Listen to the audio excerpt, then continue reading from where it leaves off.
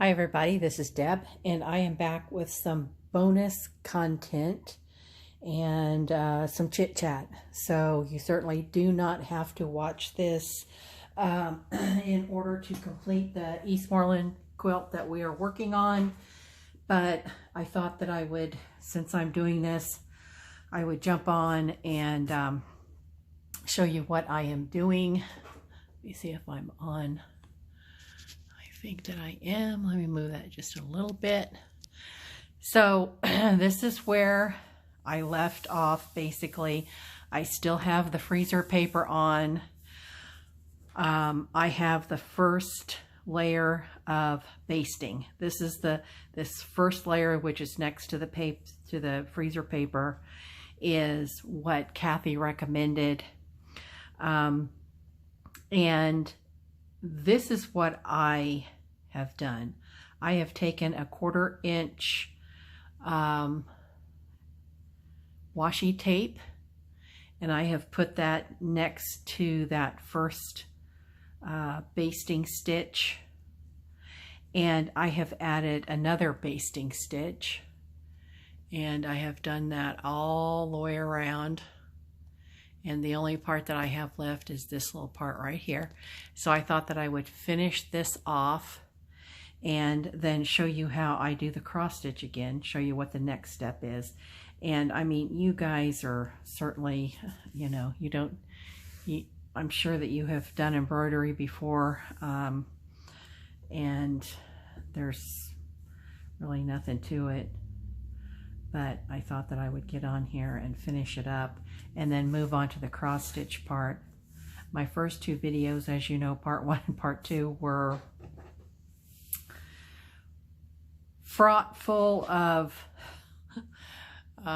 running stitches and back stitches and cross stitches, and I was calling it everything but what it really was. So I'm going to try and do a much better job of that in this video and future videos as well. So I'm just using a big stitch here as the basting stitch, and I'm going to cross stitch in between these two. You don't have to use washi tape. You can take a marking, like a chalk marking tool of some sort, and do it like that, or whatever, Chaco paper, all kinds of stuff that you could possibly use to do this. Let's be sure that I'm still on camera here. So once I've got the cross stitch done, I will take the basting stitch out. I think. We shall see. You never can tell. It may look really cool and I decide that I'm going to leave that. So, you know, that's the thing about being creative. Just do what floats your boat. You know, follow your creative spirit and see what looks good to you, and if it looks good to you, that's the way it should be. Doesn't matter what the instructions say. Right? So I'm about to finish this up.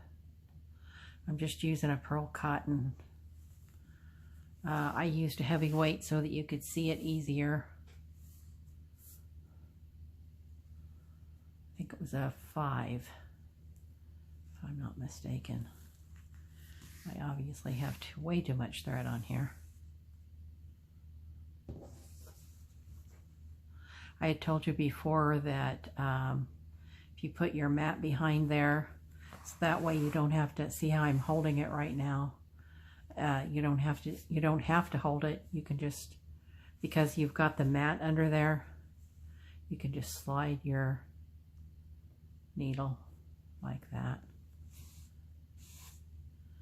Now this is the way I'm going to tie off the back, since I'm going to take this out. I'm just going to run.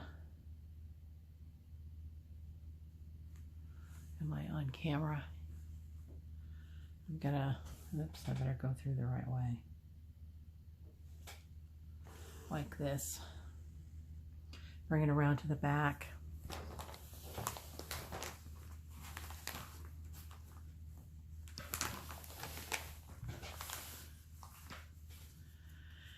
And run this under here.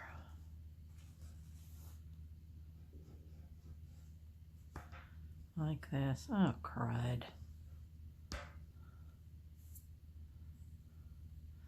Having all these cords and all this stuff. Because of course my phone is about out of battery. I got all these cords hanging every place.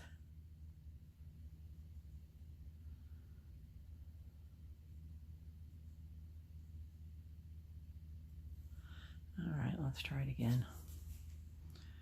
See if I can't get it done this time.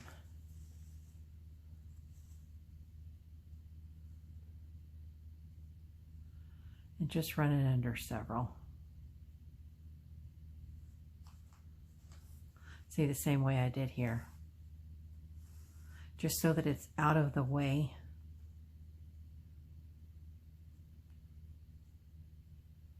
And yet will be easy to pull out when it's time to remove it, if you choose to do that.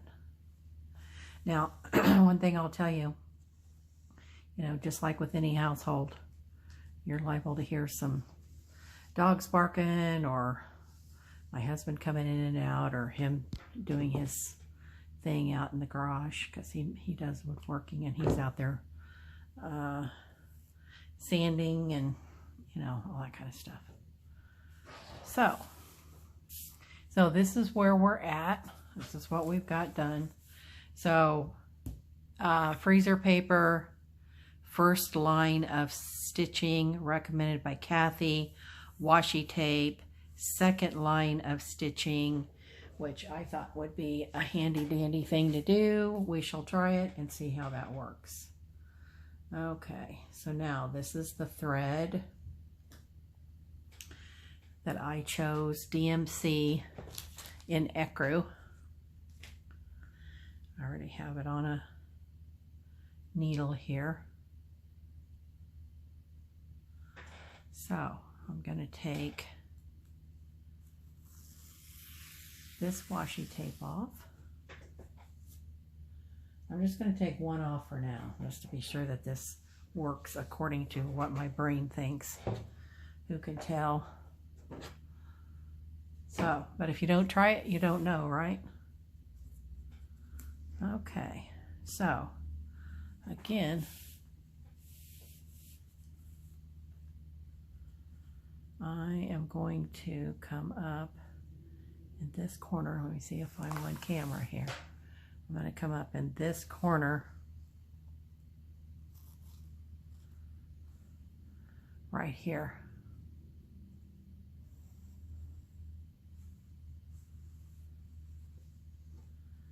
And I'm going to go at an angle like this and make my first stitch. And then I'm going to come straight down. So I've got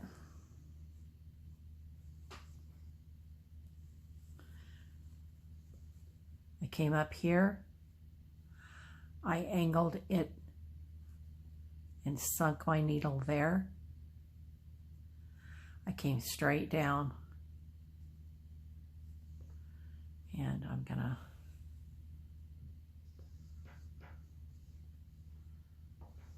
so there's my first stitch.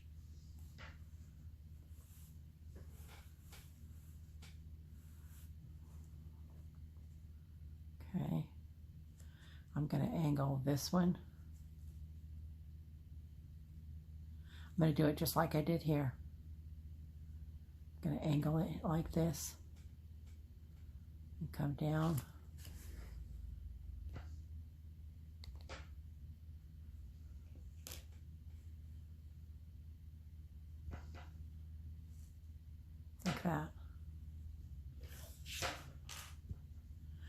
So I'm not going to actually go all the way down or all the way up, because these are just guides. Angle it, go straight down.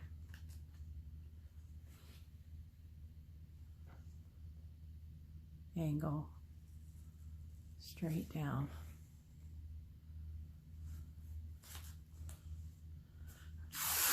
I'll pull this paper off.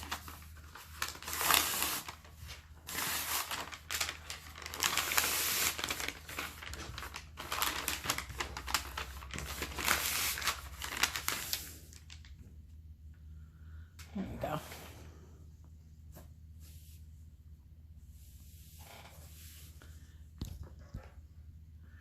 Sure, I'm still on camera here.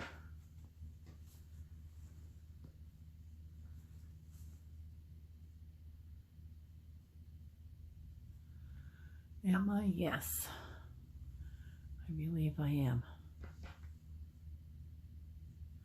So I'm going to go all the way around just like this. You can already see that they're not perfect, and that's okay because it's primitive.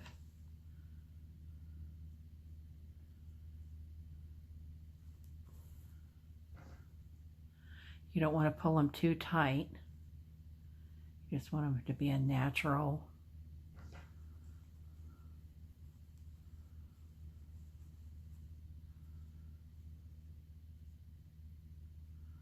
So as you can see now, I'm sideways, where I have the stitching sideways. And then once I get all the way around with the stitches this way, then I'm going to come back and cross them all.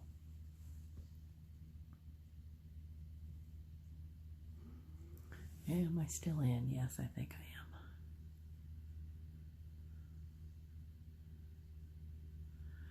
Your thread, I should have showed you what I was doing there. Sometimes your thread can get twisted over time.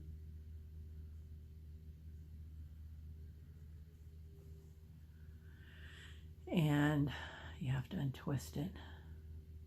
So you can either do that by twirling your needle, or am I still on camera? Yes, I am. I'm getting further and further away though. You like this, or you can let it hang down. Okay, so you don't want this to get too short. So we're going to come to the back, and you can see how they're all straight. And when you come back and cross them on the front, they're going to continue to be straight just like that. So I'm going to catch this a little tiny bit and put a knot. I'll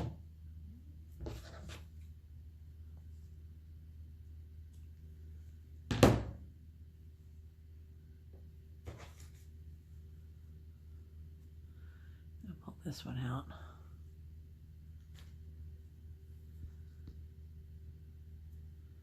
And then go back to my stitching.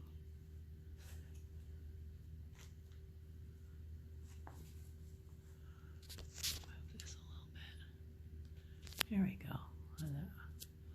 That'd be a little better, I think.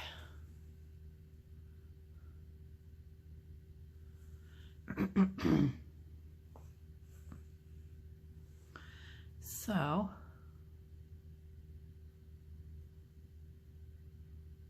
make sure I'm on, yep.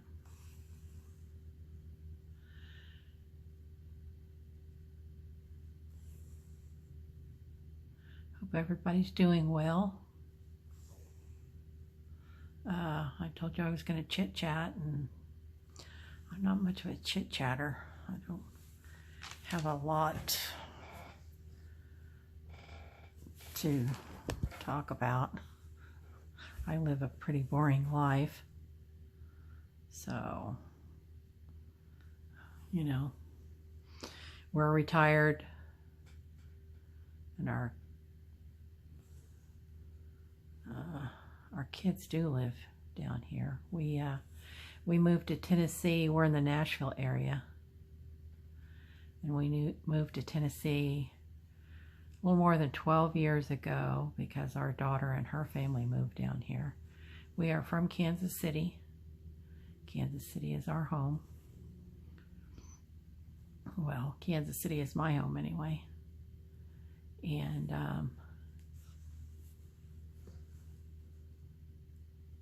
so we moved down here to be closer to our oldest daughter and her family, because her husband took a job down here. So we've been down here about 12 years, a little more than 12 years. And we live a pretty quiet life. So not really a lot to share. My husband does woodworking, as I mentioned. And I like to stitch when I'm watching TV or listening to podcasts. I really like listening to podcasts. I don't know if y'all do or not.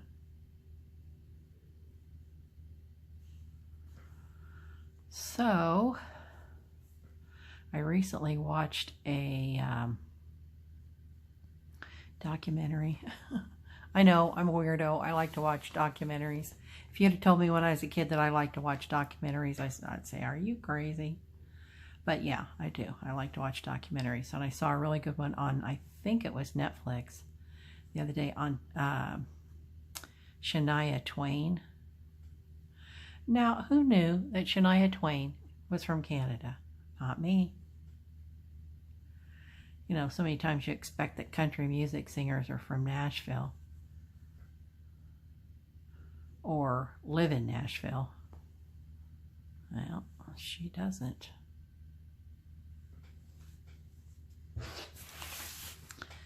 So, we're going to finish this one off like we did the last one.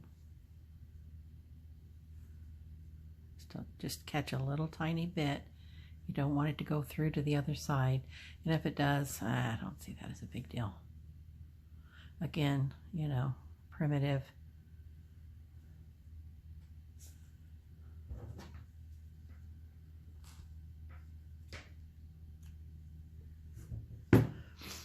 Okay, so let's, wow, I don't know where that came from. That looked like a bunny. Bunny fuzz, a little bunny tail. But anyway, I enjoyed watching that one about Shania Twain. And we don't listen to country music. Eek. Not a country music fan at all. Never have been. Now, I do like Shania Twain, but she was also a crossover. Or did I say? Yeah, Shania Twain. But she was also a crossover artist. Now, I do love me some Dolly. And Dolly actually lives here in the same town that I live in. Loves me some Miss Dolly. And anyway, back to Shania Twain. I'm off on a squirrel. And she was phenomenal, a phenomenal international star. And, you know,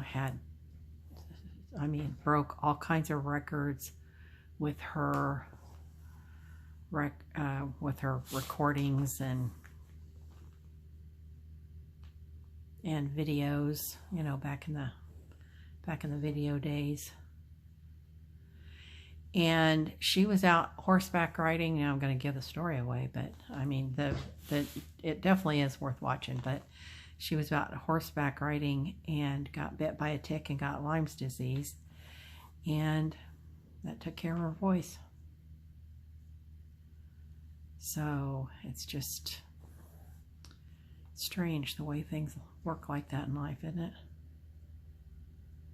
And even to hear her talk, her voice is very strained, and it's really quite a sad story. She's got a good attitude, though, about it. I don't know if I would be, but she has tried to, you know, to do some singing. But really, the documentary really is worth watching. So I recommend it.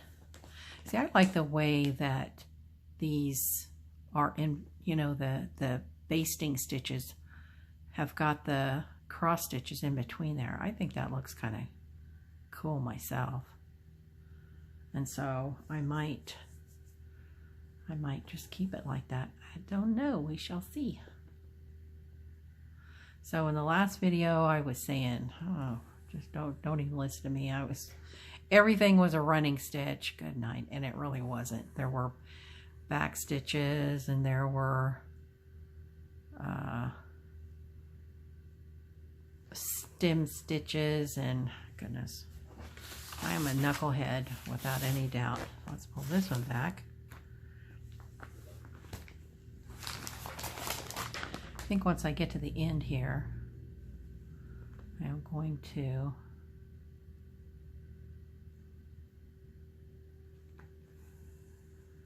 stop and pull all this off, because I think this is working as I hoped. And if not, you know, I have been known to do things more than once because it didn't turn out like I liked, which is really the opposite of the way it should be, especially if it's primitive. But I tend to be a little OCD perfectionist, which, you know, I quilted for 25 years, the traditional quilting where everything had to be precise, everything had to be a 1/4 inch. And then I wonder if it'd be better to cross them all backwards.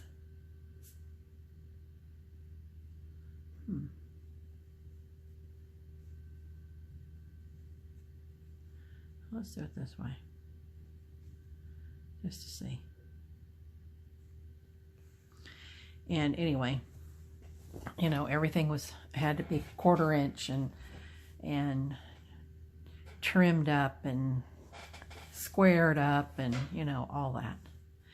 And then I decided to, am I on camera? Yes, I am. Then I decided to do primitive, which is the exact opposite of all that. And dang, that is hard to unlearn all that. Seriously hard to unlearn all that. And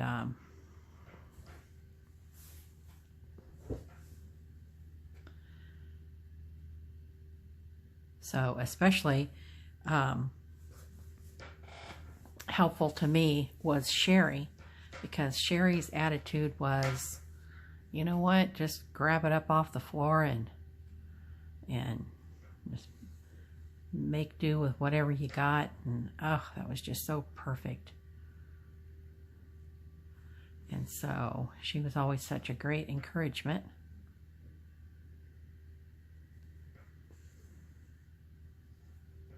And her designs are just wonderful. So, but anyway, I'm thinking that this particular design will look so cute decorated for the holidays. I mean, it could either be Christmas or whatever it is that you do at the you know, the Christmas time in December, whatever holiday your tradition is. And or even at fall, wouldn't it look cute if the little trees had little colored leaves on them and little pumpkins? Oh, that'd be so cute. So I can't decide at this point, too early in the game, to figure out how exactly I'm going to decorate them, whether it'll be for Christmas or, because honestly, Christmas is not my deal. I'm not crazy about Christmas. I know that's weird. I'm telling you, I'm a weirdo. I don't even decorate for Christmas and haven't for years. So, but I mean, part of that is because when I was a girl, my mother died at Christmas time, and so it's just kind of a sad time still after all these years. Goodness, and 50 some years. Oh yeah, way more than 50, because I've been married for 50 years. I know, I'm aging myself. Got married on April Fool's Day, 1972. Hadn't even graduated from high school yet. Didn't graduate from high school until May the 22nd. So I'm just spilling all my guts today, aren't I? Telling you all my secrets. Yeah, not secrets. You can hear my husband, he's cleaning the sawdust. We live in a really nice little community, and but we're not rural, and so, you know, his workspace is in the garage. I'm getting me some more thread here. So his workspace is in the garage, and I have no doubt that the neighbors love all the noise that he makes with his planers and joiners and all that kind of stuff. But he makes some absolutely gorgeous stuff. So, and he needs to stay out of trouble. So, having a hobby is good for him. Having a hobby is good for everybody, isn't it? So anyway, okay, so that, Alexa, stop. That is my 28-minute alarm, and as we know, I only have 30 minutes in which I can record, and I have no doubt that you are thrilled to know that. So this is where we are at, right quick. I've taken all the paper off, I've taken the washi tape off, and I'm now putting my cross stitches in between the two basting stitches. I only have one cross done. Once I get the whole thing with one cross, then I'm going to come back and cross all the other ones. And then you will see, it'll just be straight lines on the back like this. So that's where I'm at for now. And I think what I will do is go ahead and finish it this way, and then when I get to the next part of crossing it this way, I'll come back on and do another bonus video to show you how to do it the other way. So anyway, this is Deb signing off. See you later. Bye.